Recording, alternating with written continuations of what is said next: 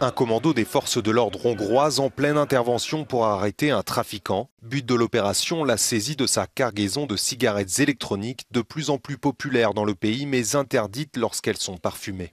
Ces vapoteuses jetables, appelées Elfbar, sont souvent contrefaites. Elles proviennent pour la plupart de Chine, de Slovaquie ou bien d'Europe de l'Ouest où leur vente est légale. Ces dernières semaines, des stocks d'une valeur de 340 000 € ont été saisis en Hongrie.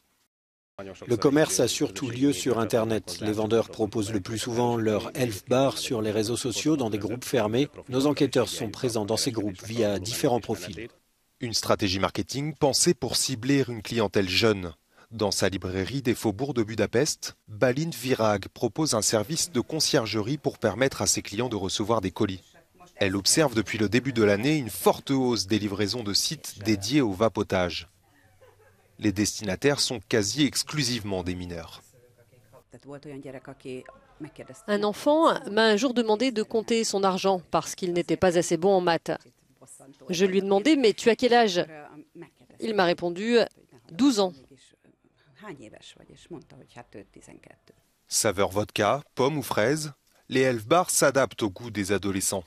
Problème, aucun test poussé n'a encore été mené en laboratoire pour connaître leur composition exacte. Seule certitude, elles contiennent de la nicotine, du polyéthylène et de la glycérine et sont susceptibles de développer une addiction chez les consommateurs. On commence à voir ces vapoteuses dès la fin de l'école primaire, chez les élèves de CM1, CM2. Un jour, j'ai vu un jeune homme de 16-17 ans en vendre à un gamin de seulement 13 ans.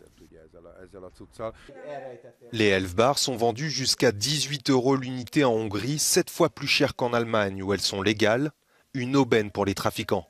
En Hongrie, des voix appellent à leur légalisation afin de mieux réguler leur vente. Coloré, compact et pratique, de quoi se rendre attractif auprès des jeunes vapoteurs.